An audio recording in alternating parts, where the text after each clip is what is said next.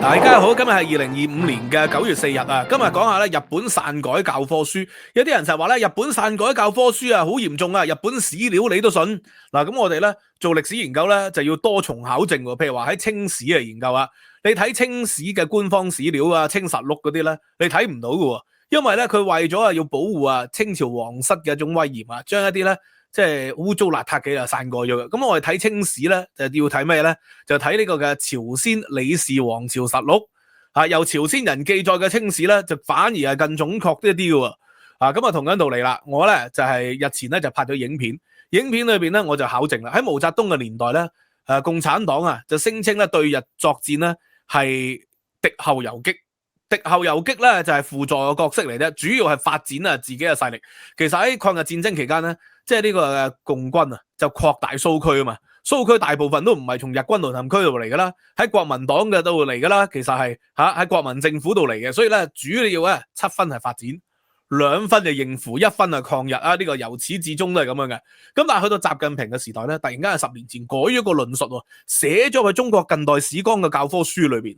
而家大一咧讀書咧，即係你喺大陸Year 1 1年級就要讀中國近代史綱啊，就變成咗咧中流砥柱呢個由敵後游擊變成咗中流砥柱，一個咁大嘅變化。咁我就考證咗咧，我利用咧日本一啲嘅數據呢個日本數據咧唔係而家幾廿年後篡改嘅數據嚟喎，係當時1930幾年至40幾年咧佢哋嘅數據嚟嘅。佢哋啲數據咧係俾國內用嘅國內用咧就係記錄咧邊啲人死咗，咁邊啲人死咗咧？你就發現咧喺中國嘅戰場上邊咧30幾萬嘅日軍死咗。呢個30幾萬係日軍，就唔計咧嗰啲喺匪區即係淪陷區咧投降俾日本嗰啲偽日軍，唔計嗰啲即係偽南京政府偽滿洲政府就唔計嗰啲係日本人有名有姓嘅就要送翻個軍服咧或者係國旗咧去屋企嘅。咁30餘萬人咧喺中國戰場死咗，32餘萬人咧。咁有12萬人左右咧，係直接咧俾國軍係擊斃。咁其餘嗰啲咧就多數係病死或者受傷而陣亡嘅。即係譬如話同國軍長沙會戰台兒莊戰役咁咧佢喺戰場上受咗傷，可能一時三刻唔死嘅，隔咗2-3個月之後先死。咁都計入咗咧嗰30餘萬人度。咁所以咧國軍咧先係抗日戰爭嘅一個擎天之柱。咁當然啦，比起美軍啦殺咗上百萬嘅日軍啦，呢個國軍嗰個貢獻值咧就唔夠，論人數唔夠美軍多嘅，而且美軍有2枚原子彈先係令到戰爭結束嘅主要原因啊嘛。咁但係問題係共產黨嘅新四軍八路軍殺咗幾多日軍咧？日本嘅數據咧就話有850餘人。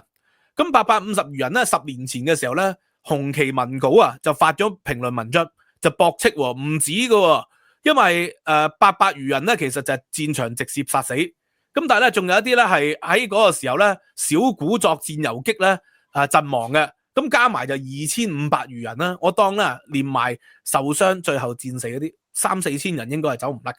咁3-4千人咧，同埋國軍嘅30餘萬人啦，邊一個先係中流砥柱咧？中流砥柱應該係戰爭嘅核心啊嘛。咁好明顯唔係國軍先係中流砥柱所以歷史不容篡改嘅。咁我今日咧就講啦，因為即刻有啲人就話日本史料你都好信，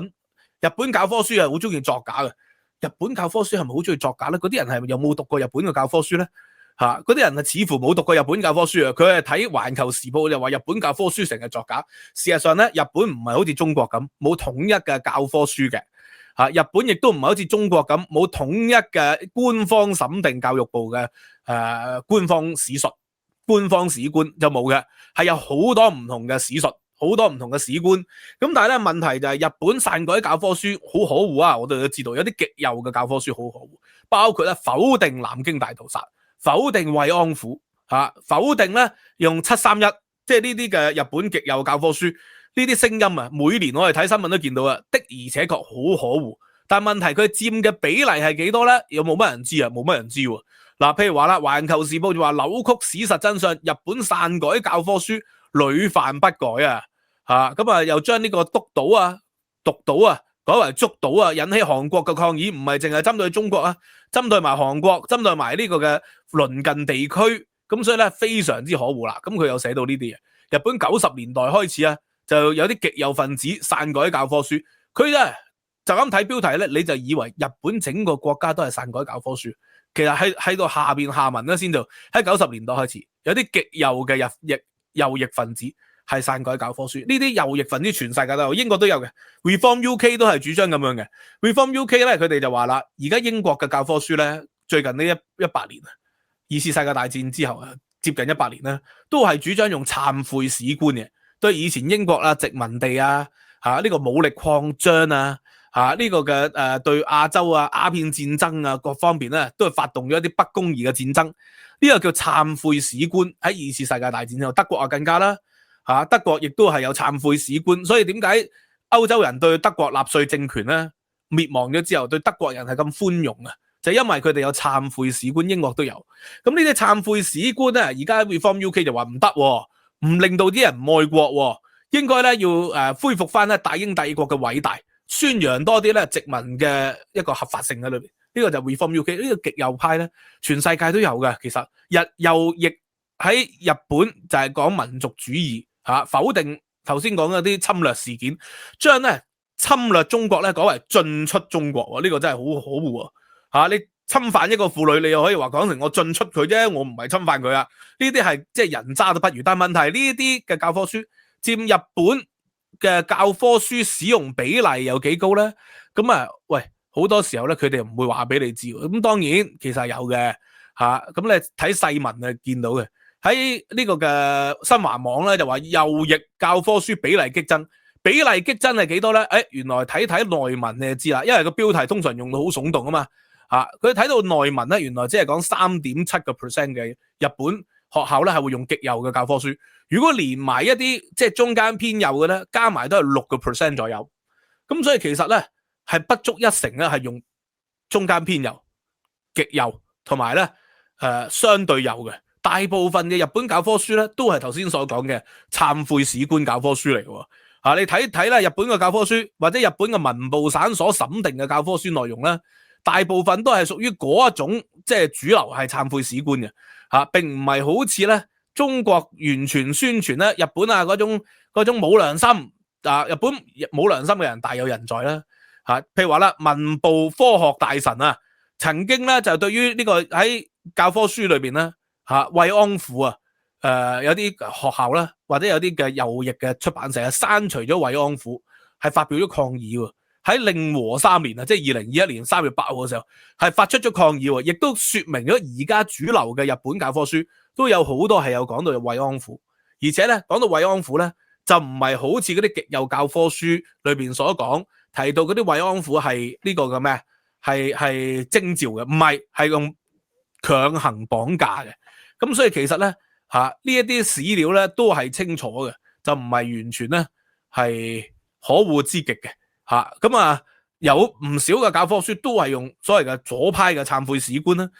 譬如話呢個主流嘅日本教科書嘅內容啦，都有講到啦。除咗講原爆呢個嘅人權和平、基本人權、國際和平，253頁有講到咧原水爆禁運動原水爆禁運動就係50年代啦喺日本發起噶啦，因為45年嘅時候2枚原子彈導致到好多人命死亡，但係在此之前咧。其實都有講到反軍演說嘅亦都講到咧呢個咩呢個嘅戰爭嘅可惡亦都有講到戰爭嘅可惡。咁其實有講到嘅，譬如話呢個嘅近世日本啦近世日本咧就講到明治維新崛起之後咧，有講到世界嘅恐慌同埋日本之中國侵略嘅。所以主流嘅日本教科書個比例都唔算好細嘅220頁至到229頁嘅。相對嚟講，比起之前嗰啲，譬如話明治維新嗰啲都係講咁上下頁數嘅啫。呢個日清日露戰爭近代之產業都係咁上下嘅頁數嚟嘅。咁所以咧，其實唔係全部日本嘅教科書都係篡改歷史嘅，篡改歷史係有好多但係加埋用咧係幾個 percent 嘅啫。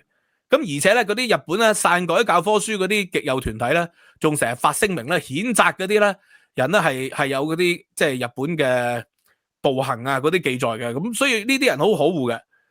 其實係好可惡嘅，係有呢啲人，但係呢啲人咧唔係佔日本嘅主流，只能夠咁講。但係咧喺中國嘅媒體渲染底下咧，就好似講到篡改教科書或者對戰爭冇反省嘅人咧係日本嘅主流，呢一種咧係一種誇張嘅描述，係中國利用咧日本教科書或者釣魚台事件，又或者係呢個嘅靖國神社事件，將日本極右分子嗰啲行為擴大化，其實就為咗團結中國國內嘅一種情況。咁啊，團結。咁譬如話呢個嘅慰安婦技術咧，其實完全係根據呢個嘅咩河野談話，喺90年代咧就有日本嘅外相河野，其實就承認咗慰安婦，亦都咧對於慰安婦事件咧係予以道歉。咁所以咧，日本嘅文部省咧，凡係審定慰安婦咧，就要用呢個嘅河野談話嘅標準。咁對於一啲冇跟從嘅咧，日本文部省咧係會批評譴責嘅。咁但係由於日本嗰個社會咧，教科書選用好多時候係由學校啊或者由辦學團體決定嘅。咁所以文部省可以做到嘅嘢好有限，因為佢唔能夠完全禁止嗰啲教科書嘅出版。結果仍然係有學校係用，而嗰啲學校係極右嘅學校或者極右嘅辦學團體、極右嘅校長老師，佢哋選用咗。咁所以就令到日本可能有幾個 percent 嘅學童係會接受咗呢一啲嘅洗腦，但係主要係少數啦。咁但係當然少數都唔可以容忍嘅，我覺得對於呢啲篡改歷史嘅人咧，一定係予以譴責。但係比起中國嘅教科書咧，就整個國家，因為咧中國教科書係由官方出版嘅，你喺中學、高中嘅時候。高等教材出版社啊，大學嘅時候什麼人民出版社啊，嗰啲咧係官方選定嘅，係舉國之力咧係篡改教科書啊。譬如話我以前同大家講過啦，喂，俄國啊中蘇關係係友好啊嘛，而家咧普京同習近平都係打死不離親兄弟啦，同埋金正恩成為咗三巨頭啦，係篡改教科書係全國性嘅。近代史書中嘅沙俄侵略咧係一直以淡化嘅，中間咧喺改革開放咗幾十年咧係有咧係有呢個嘅。即係恢復翻對於呢個俄國沙俄侵略呢個中國領土係有恢復翻描述，但係最近咧又慢慢開始淡化翻，因為隨住政治嘅需要，中蘇交惡嘅時候佢咪恢復翻寫作咯，中蘇友好嘅時候佢咪淡化咯，而家普京同埋呢個習近平、金正恩又友好，咪淡化咯。呢個中國領導人啊喺白頭山嘅領土送咗俾朝鮮，成為咗朝鮮民族起源，又話一點不能少，自古不能少嘅領土嚟喎，呢個自古以來係屬於中國嘅，咁都係送嘅，咁所以中國教科書嘅領土嘅描述咧就係彈性嘅，彈性描述嚟嘅，呢個 defend inelastic 嘅，就係彈性防禦，咁所以啦，呢個嘅驅逐俄寇、光復中華、收復失地、重振河山啊，呢啲咧，喂，中華民族嘅訴求咧喺中國嘅教科書裏邊係篡改咗嘅。咁啊，又譬如話最常見嘅就係咩？呢個孫中山明明係聯俄容共，呢個喺當年孫中山嘅文件，孫中山嘅日記、孫中山嘅書信，全部係寫清楚係叫聯俄容共嘅。但係咧，中共嘅教科書去到今天咧，都係叫做聯俄聯共喎。呢個係篡改教科書嚟喎。聯俄容共就係聯絡蘇聯啦、第三國際啦，容納中國共產黨，以個人名義嘅身份加入國民黨活動啦，所以咧係聯絡蘇聯，然後咧再容納共產黨員。咁但係咧佢哋而家就篡改咗為聯俄聯共，因為咧將國共咧嗰個地位係抬高咗，呢個係典型嘅篡改教科書嘅做法，多不勝數嘅。仲有咩三民主義同新三民主義是否繼承？新三民主義係毛澤東諗出嚟噶嘛，同孫中山個三民主義係毫無相干嘅。雖然宋慶齡為此背書，但係毫無相干、毫無關聯嘅。但係咧佢又咁樣篡改咗教科書。譬如話毛澤東早年主張呢個嘅湖南獨立，咁咧佢呢樣嘢咧就唔能夠寫入教科書喎。當時咁啊，即係湖獨咯，係嘛？湖南獨立喎。咁啊，後來咧就主張呢個領土完整。毛澤東同周恩來咧喺40年代228事變前後，就主張台灣獨立，佢又冇寫入教科書，篡改咗，將呢個嘅台灣咧，後來又變成咗咩？中國自古以來不可分割嘅領土，即係因應佢自己嘅政治需要咧，去締造教科書嘅內容咧，呢個係統治者不義嘅手段嚟嘅。日本極右又係咁樣，Reform UK 又係咁樣，中國共產黨又係咁樣。咁但係問題就係，我哋作為讀歷史嗰啲咧，知古而鑑今啊嘛，就係因為以前咧不斷。就有一啲人係塑造呢啲所謂嘅偉大民族復興、大和民族偉大復興啊、日耳曼嘅民族偉大復興啊、古羅馬嘅民族偉大復興啊，就用呢啲咁嘅藉口，然後咧就製造呢個嘅強力嘅軍事政權。俄國普京今天都係咁樣噶，就作咩藉口話北約應承過唔東擴，北約邊有應承過唔東擴啊？幾時簽咗條咁嘅條約啊？攞唔攞到出嚟啊？我哋考證過係冇噶，冇啲咁嘅事，係嘛？話北約東擴或者呢個普京係自己亂笠嘅，唔應承東擴，係曾經咧北約嘅官員係有發表演講，邀請蘇聯咧係達成和談，話如果達成和談咧就唔東擴啦。咁啊蘇聯都瓦解咗啦，和談啊冇傾成啦，條約亦都冇簽。咁人哋東擴其實啲國家愛沙尼亞、拉脫維亞、立陶宛，佢哋想保護自己啫，又何罪之有啊？其實佢就用呢個藉口咧，就話要打烏克蘭。其實呢個幾百年嚟咧，幾千年嚟都係不斷重複利用民族主義啦，尤其是近代200-300年嚟，其實就係製造軍事強權，鞏固統治者嘅地位，動用呢個民族嘅情緒，煽動啲無知嘅百姓，製造好多小粉紅出嚟，個目的都係咁樣嘅。所以我哋讀歷史就要人哋話係咩？歷史就係一個漂亮嘅姑娘，任統治者隨意打扮啊嘛。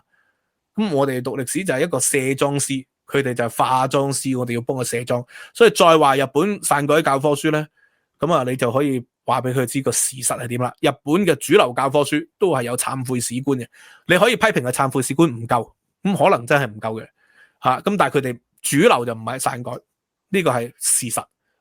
用事實說服我，好嘛？今日講到呢度，希望大家可以趁抗日戰爭勝利80週年，對戰爭有深刻嘅反思，將呢條影片或者之前關於相關嘅影片 share 俾你哋嘅朋友，加入我收費平台，咁可以優先睇獨家內容，同埋有獨家嘅文字版、聲音檔等等等等。多謝大家，知識有價，拜拜。